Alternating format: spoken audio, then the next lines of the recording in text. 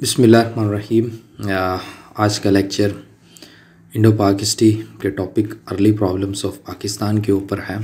Lecture को मैंने बनाया, मेरा नाम, और आज 15 मार्च है।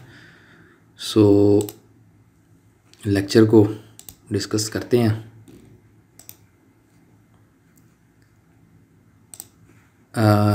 ये वेबसाइट है मेरी eastwestknowledge.com। इसके ऊपर इंडो पाक हिस्ट्री से रिलेटेड तकरीबन काफ़ी मटेरियल पड़ा हुआ है। उसके अलावा early problems of Pakistan topic है, CSS, PMS, FPSC, PPSC exam. इसमें से MCQs भी काफ़ी पॉइंट ऑफ व्यू से जो है वो इम्पोर्टेंट होगा। और इसमें जो चीज़ें डिस्कस करूँगा मैं आपसे वो है रेडक्लिफ अवार्ड है, उसमें जियोग्राफिकल प्रॉब्लम्स ऑफ पाकिस्तान है, पॉलिटिकल इश्यूज़ हैं पाकिस्तान के, इकोनॉमिक प्रॉब्लम क्या हैं, प्रिंसली स्टेट्स के इश्यूज़ क्या थे, division of military and financial and military assets के क्या इशू थे। उसके अलावा फिर कैनाल वाटर डिस्प्यूट है, रेफ्यूजीज़ एंड एकोमोडेशन क्राइसिस है। इन सब को मैं आपके साथ डिस्कस करूँगा। तो सबसे पहले थोड़ा सा नज़र इंट्रोडक्शन बता दूं आपको। 14 अगस्त 1947 को कायद-ए-आज़म मोहम्मद अली जिन्ना ने एज ए गवर्नर जनरल की हैसियत से हलफ उठाया। तो उन्होंने कहा कि पाकिस्तान हमेशा से रहने के लिए वजूद में आया है और पाकिस्तान को एक नई नेशन की हैसियत से बहुत ज़्यादा चैलेंजेस थे कि उन चैलेंजेस के बाद ही पाकिस्तान अपने आप को सिक्योर फील कर सकता है। जो इंडियन लीडर्स थे उन्होंने partition of the sub continent को एक्सेप्ट तो कर लिया था, यानी कि इंडिया और पाकिस्तान की तकसीम को एक्सेप्ट तो कर लिया था, लेकिन उनकी एक्सपेक्टेशन क्या थी इसमें, वो कहते थे कि पाकिस्तान जो है वो ज़्यादा देर सर्वाइव नहीं कर सकेगा। और एक हिस्टोरियन ने कहा है कि जो बहुत ज़्यादा कांग्रेस के लीडर थे उन्होंने ये बात अपने जहन में बिठा ली थी कि पाकिस्तान एक वायबल स्टेट नहीं है, पॉलिटिकली, इकोनॉमिकली, जियोग्राफिकली और मिलिटरीली, और बहुत जल्द ये है वापस अपने ओरिजिनल धारे में आ जाएगी, वापस ये इंडियन सब कॉन्टिनेंट में आ जाएगी, हिंदुस्तान का हिस्सा बन जाएगी। तो कायद-ए-आज़म के लिए ये एक चैलेंज था। उन्होंने इस चैलेंज को कबूल किया और पाकिस्तान को जो है वो एक स्टेट बनाया जो कि सिक्योर बनी आगे चल के, और एटॉमिक पावर भी बनी, बेहतर से बेहतर हुई आने वाले वक्तों में। तो उस वक़्त सबसे पहला इशू जो आ रहा था वो रेडक्लिफ अवार्ड का इशू था। रेडक्लिफ का अवार्ड का जो इशू था, जो कि 15 अगस्त तक रिजॉल्व नहीं हुआ था, और ये बाउंड्री का इशू था मुस्लिम्स और नॉन मुस्लिम एरियाज़ के दरमियान।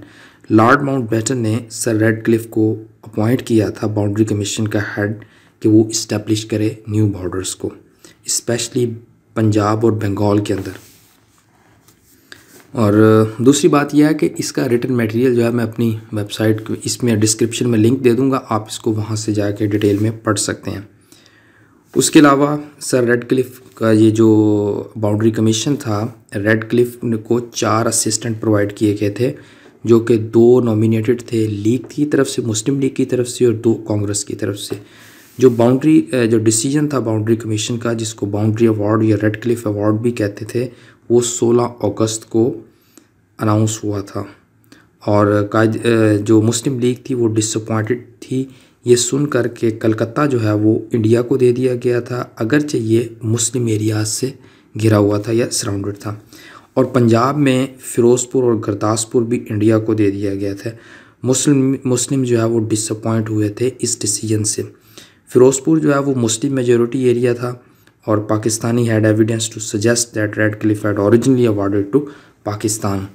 पाकिस्तान के पास कुछ शवाहिद थे, उसने जो रेडक्लिफ ने तो ये पाकिस्तान को ही अवार्ड किया था, लेकिन लॉर्ड माउंटबेटन ने जब फोर्स किया तो उसने अपना माइंड और डिसीजन चेंज कर दिया। इसी तरह गुरदासपुर भी मुस्लिम मेजॉरिटी एरिया था, जो कि अवार्ड कर दिया गया था इंडिया को। तो इससे फिर क्या हुआ, अब इंडिया और पाकिस्तान के दरमियान जो कश्मीर का इशू था उसके दरमियान प्रॉब्लम खड़ा हो गया, future dispute between India and Pakistan over Kashmir, क्योंकि ये यहाँ से जो है वो रास्ते कश्मीर को जाते थे। कायद-ए-आज़म मोहम्मद अली जिन्ना ने पाकिस्तान के लोगों को कहा कि ये जो बाउंड्री कमीशन अवार्ड है ये रॉन्ग अनजस्टिस है। उसके अलावा दूसरा इशू था ये जो जियोग्राफी का इशू था, ये जियोग्राफिया का इशू था, इसको ज़रा अब हम डिस्कस करते हैं, जिसको मैंने हाईलाइट किया हुआ है। 14 अगस्त 1947 को पाकिस्तान ने अपनी एक तवील अरसे के तवील जद्दोजहद के बाद आज़ादी हासिल कर ली थी और पाकिस्तान को एक नई नेशन की हैसियत से बहुत सारे प्रॉब्लम्स फेस करने पड़े थे, जिसमें मोस्ट कंट्रीज़ दुनिया के आप किसी मुल्क को भी देखें, अगर उनके बॉर्डर्स देखें तो वो नेचुरल होते हैं। नेचुरल से मुराद ये है कि एक मुल्क ख़त्म होता है तो दूसरा मुल्क उसके बाद शुरू होता है, लेकिन पाकिस्तान का एक सेपरेट इशू था। उसमें उसके दरमियान में अगर कोई रिवर्स हैं, माउंटेन्स हैं, कोई सी है, एक नेचुरल सिस्टम होता है और वो क्लियर भी होते हैं और एग्रीड इंडिकेटर भी होते हैं कि one country territory ends and another country territory begins. एक मुल्क की टेरिटरी ख़त्म होती है और दूसरे की शुरू होती है, लेकिन पाकिस्तान के साथ ऐसा केस नहीं था 1947 में। तो पाकिस्तान दो हिस्सों में तकसीम था और उनके दरमियान जो है वो 1000 माइल का डिस्टेंस था और वो माइल इंडियन टेरिटरी से गुजर के जाना पड़ता था। उसमें ईस्ट पाकिस्तान एक हिस्सा था और दूसरा वेस्ट पाकिस्तान हिस्सा था। अब दोनों विंग्स पाकिस्तान के सेपरेट थे 1000 माइल्स ऑफ लैंड जो कि बिलोंग टू इंडिया थी, और इस वास्ट डिस्टेंस की वजह से दोनों ममालिक के दरमियान जो है वो एक गुड कनेक्शन नहीं था।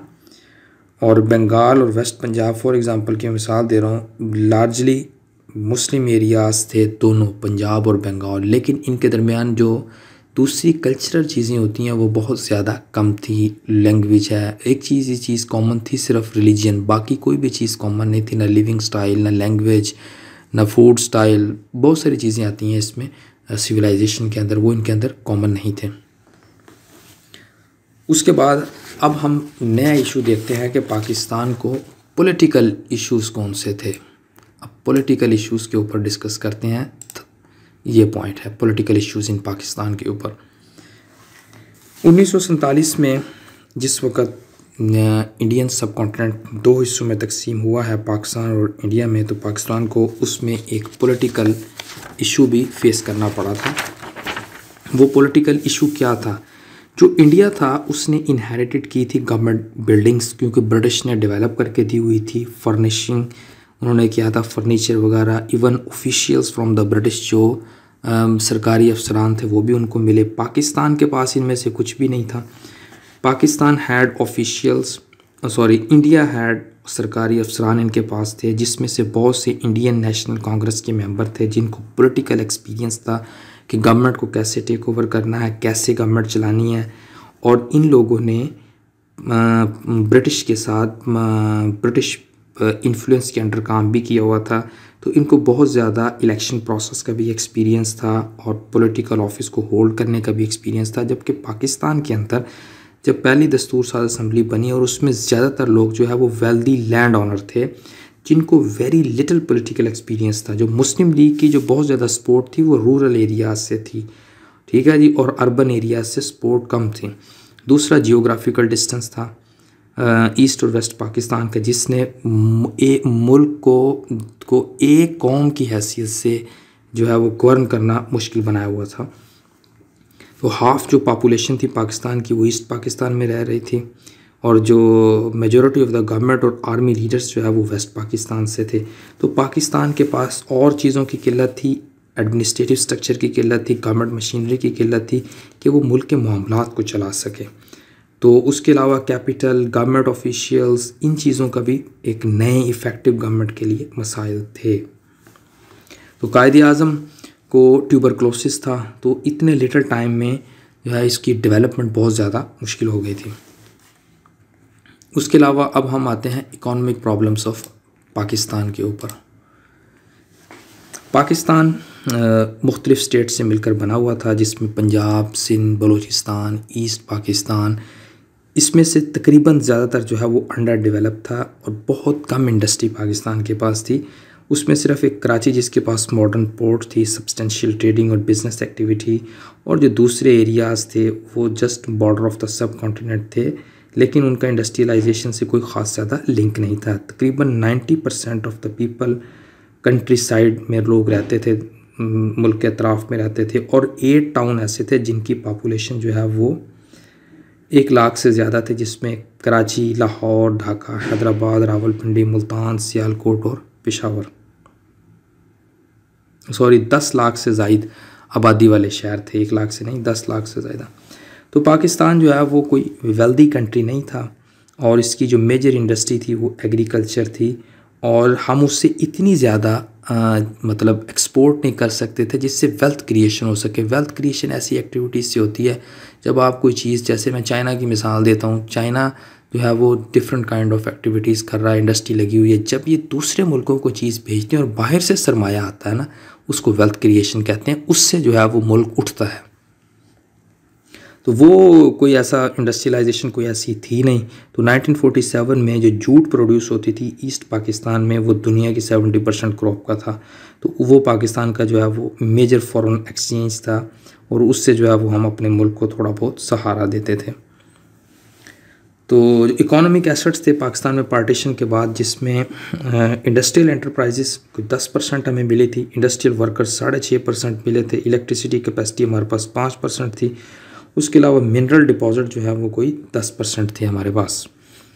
उसके अलावा अब हम आते हैं प्रिंसली स्टेट्स के ऊपर। इनका जो इशू क्या था, प्रिंसली स्टेट का इशू, इसको अब हम डिस्कस करते हैं प्रिंसली स्टेट को।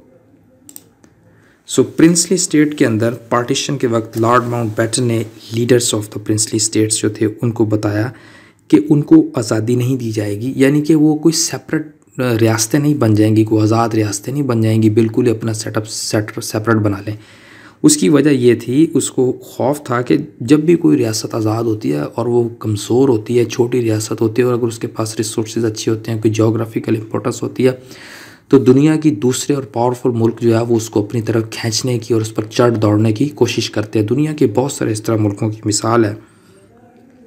उसके अलावा आप देख सकते हैं कि उसने कहा कि ताकि इनसे के दरमियान कोई वॉर वगैरह ना हो जाए। फिर उनको कहा कि आप जो है वो पाकिस्तान और इंडिया को चूज़ कर सकते हैं, अपने लोकेशन के लिहाज से, रिलीजन के लिहाज से आपके पास चॉइस है। तो 1947 में कुछ नॉर्दर्न स्टेट्स ऑफ दीर, सवात, चित्राल, हुंजा ने पाकिस्तान को ज्वाइन किया और उसके अलावा कल्लात बलूचिस्तान में गिलगित, देवर ज्वाइंड बाई गिलगित एंड कल्लात इन बलूचिस्तान। उसके अलावा बहावलपुर ने ज्वाइन किया पाकिस्तान को, कुछ 1.5 million inhabitants to the new country थे। उसके अलावा अब हैदराबाद की मैं आपको बात करता हूँ। हैदराबाद जो है वो एक लार्जेस्ट प्रिंसली स्टेट थी सब कॉन्टिनेंट में, जिसकी कोई पॉपुलेशन 160 मिलियन से ज़ायद थी उस वक़्त। इट वाज लार्जली वेल्दी और इसका एनुअल रेवेन्यू जो है 160 मिलियन रुपीज़ था। तो इसके जो सरबराह थे रियासत के, वो निज़ाम हैदराबाद थे, वो डोमिनियन स्टेटस चाहते थे। डोमिनियन स्टेटस से मुराद ये कि आज़ाद रियासत बना दी जाए, चाहे या तो ब्रिटिश के नीचे काम करे या बिल्कुल आज़ाद काम करे। तो इसमें जो पॉपुलेशन थी वो तो सारी नॉन मुस्लिम मेजॉरिटी थी, लेकिन निज़ाम जो है वो मुस्लिम था और उसकी वजह से उसने पाकिस्तान को ज्वाइन करने की फेवर की थी। तो इंडियन गवर्नमेंट जो है वो ये तय कर चुकी थी कि हैदराबाद को पाकिस्तान के साथ नहीं जाना चाहिए। तो इन्होंने प्रेशराइज़ करना शुरू किया निज़ाम को कि वो इंडिया को ज्वाइन करे। तो वो ऐसा करने के लिए तैयार नहीं था, लेकिन फाइनली इन्होंने, निज़ाम ने हिंदुस्तान के साथ जो है वो डिफेंस, फॉरेन अफेयर्स की और कम्युनिकेशन की ट्रीटी साइन कर दी। लेकिन जब मज़ीद प्रेशर इंडिया की तरफ से आया अगस्त 1948 में, तो हैदराबाद ने जो है वो यूनाइटेड नेशन ऑर्गेनाइजेशन में कंप्लेन फ़ाइल की। इससे पहले कि उसकी कंप्लेन सुनी जाती, तो इंडियन ट्रूप्स जो है वो हैदराबाद में एंटर हो गए और उन्होंने स्टेट को डिसमेंटल करना शुरू कर दिया और उस पर कब्ज़ा कर लिया और उसको अपने कंट्रोल में ले लिया। दूसरी रियासत का इशू था जूनागढ़। जूनागढ़ भी एक स्मॉल स्टेट थी, साहिल के पास, कोई 300 माइल्स साउथ है, 300 miles south of Karachi. Population जो है वो मोस्टली नॉन मुस्लिम थी, बट इट्स प्रिंस वाज मुस्लिम। 1947 में इसने ऐलान किया कि ये पाकिस्तान को ज्वाइन करेगा, लेकिन लॉर्ड माउंटबेटन ने इन्फॉर्म किया पाकिस्तान को कि जो एक्सेशन ऑफ जूनागढ़ है वो इंक्रोचमेंट ऑन इंडियन सोवरेनिटी और टेरिटरी है। तो इंडियन गवर्नमेंट ने ट्रूप्स भेजे, इस रियासत को घेर लिया और ब्लॉकेट इसके ऊपर इम्पोज कर दी गई। और जो है वो जूनागढ़ में खुराक की किल्लत होगी, तो नवंबर 1947 के अंदर इंडियन ट्रूप्स ने इन्वेड किया और इस एरिया का कंट्रोल ले लिया। गवर्नमेंट ऑफ पाकिस्तान ने प्रोटेस्ट किया यूनाइटेड नेशन ऑर्गेनाइजेशन में इलीगल ऑक्यूपेशन को, लेकिन मामला जो है वो अनरिजॉल्व रहा। उसके बाद कश्मीर का इशू था। कश्मीर का इशू के ऊपर बहुत सारे लेक्चर्स हैं, मैं इसको जस्ट सिंपल करके बता रहा हूँ कि इसका जो है वो, अब देखिए उधर इंडिया ने क्या किया, उनके जो हुक्मरान थे वो मुस्लिम थे, जबकि पॉपुलेशन जो है वो नॉन मुस्लिम थी। तो इंडिया ने कहा कि ये अनजस्टिस है। तो दूसरी तरफ जब कश्मीर की बात आई तो कश्मीर की पॉपुलेशन मुस्लिम थे और उसका रूलर जो है वो नॉन मुस्लिम था। तो वो इंडिया ने उसके ऊपर जो है वो कंट्रोल ज़बरदस्ती कर लिया। जो सो पाकिस्तान जितना ले सका पाकिस्तान ने ले लिया, फिर इंडिया ने जितना उसके ऊपर कंट्रोल करना चाहा तो वो इंडिया ने ले लिया। उसके अलावा अब हम आते हैं division of financial and military assets के ऊपर। मेजर इशू था पार्टीशन के बाद कि जो फाइनेंशियल और मिलिट्री एसेट्स किस तरह डिवाइड किए जाएंगे दो कंट्रीज़ के दरमियान। वो 17:5 के हिसाब से, यानी कि 17 इंडिया को जाएंगे और 5 पाकिस्तान को जाएंगे।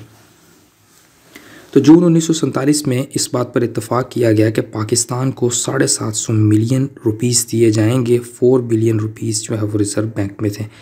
तो 200 मिलियन रुपीस पाकिस्तान को दे दिए गए थे और उसके बाद जो है वो कश्मीर के ऊपर जंग छिड़ गई तो इंडिया ने इसको देने से इनकार कर दिया बाकी रकम, कुछ ये कहते हुए कि पाकिस्तान इससे जो है वो हथियार ख़रीदेगा और वो हिंदुस्तान के ख़िलाफ़ ख़रीदेगा। तो जब पाकिस्तान जो है वो जंग रोकेगा तो और एग्रीड होगा कि कश्मीर जो है वो इंडियन पोजेशन है तो हम इसको बाकी रकम भी दे देंगे। तो इंडियन गवर्नमेंट ने रकम जो है वो विद होल्ड कर ली थी कि पाकिस्तान जो है वो बैंकक्रप्ट हो जाएगा। तो गांधी ने जो है वो कहा कि पाकिस्तान को ये रकम दी जाए और उसने जो है वो हंगर स्ट्राइक की धमकी भी दी और उसने इंडियन गवर्नमेंट को कहा कि वो पाकिस्तान के 500 मिलियन रुपीस वापस करे कि वो नॉन वायलेंस को सपोर्ट करता है। उसके अलावा पाकिस्तान को नीड थी आर्म फोर्सेस और मिलिट्री इक्विपमेंट को ताकि पाकिस्तान अपनी सिक्योरिटी को इंश्योर कर सके।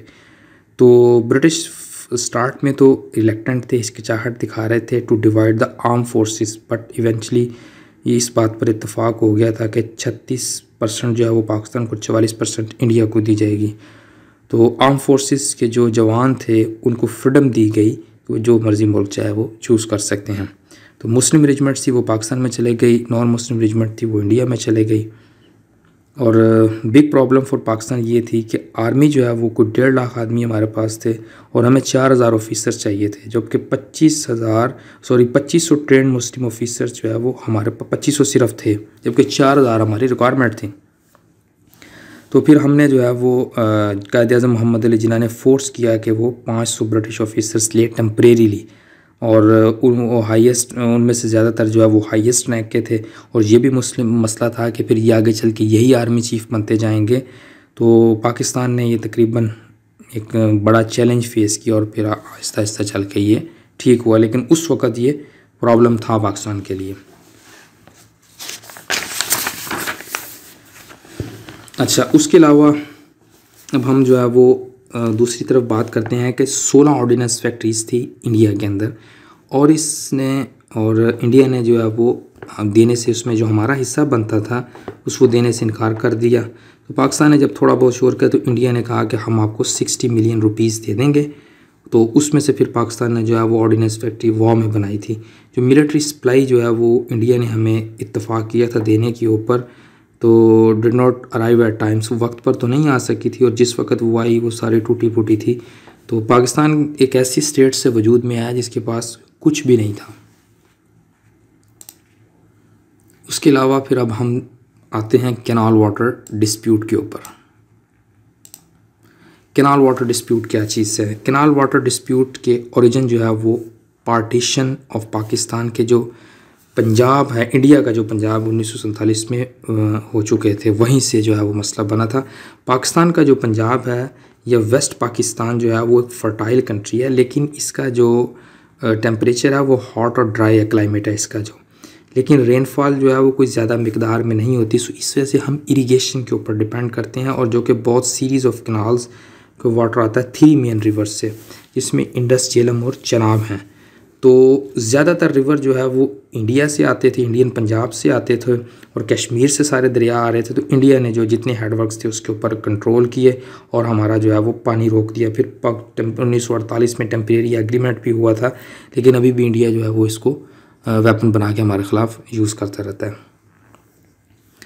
उसके अलावा दूसरी चीज़ है रेफ्यूजी एंड एकोमोडेशन क्राइसिस। जिस वक्त पाकिस्तान और इंडिया जो है वो 2 सेपरेट मुल्क दुनिया में वजूद में आए हैं, तो हमारे लिए एक बहुत बड़ी दुनिया की जो है यूँ कह लें कि एक सबसे बड़ी माइग्रेशन हुई थी। और उसमें पाकिस्तान में एक तो तकरीबन ज़्यादातर वायलेंस जो है वो इंडिया दोनों तरफ वायलेंस हुआ, लेकिन ज़्यादातर वायलेंस नॉन मुस्लिम इंडियंस और सिख की तरफ से किया गया था, हिंदुओं की तरफ से। तो उसमें हमारे बहुत सारे जो है वो कोई तकरीबन 1 मिलियन से ज़ायद मुसलमान जो है वो उसमें शहीद हुए। और फिर बहुत ज़्यादा जो माइग्रेशन थी उनको अकोमोडेट करना मुश्किल था। इसमें से कराची में बहुत ज़्यादा लोग थे, तो उनको आबाद करना ये एक बहुत बड़ा जो है वो क्राइसिस था। लेकिन उसको कायद-ए-आज़म मोहम्मद अली जिन्ना ने वेल और एहसन तरीके से जो है वो मैनेज किया उसको। उसके अलावा एक और चीज़ है, उसको मैं यहाँ पर लिख देता हूँ, social problems.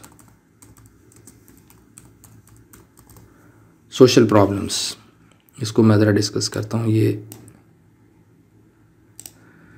Social problems of Pakistan की मैं बात करता हूँ। तो इसमें जो है वो क्या था सोशल प्रॉब्लम। पाकिस्तान जो है वो 5 डिफरेंट रीजन से मिलकर बना होता है, और ज़्यादातर उसमें जो अब मैं बताता हूँ वो कौन से डिफरेंट रीजन से बना हुआ था।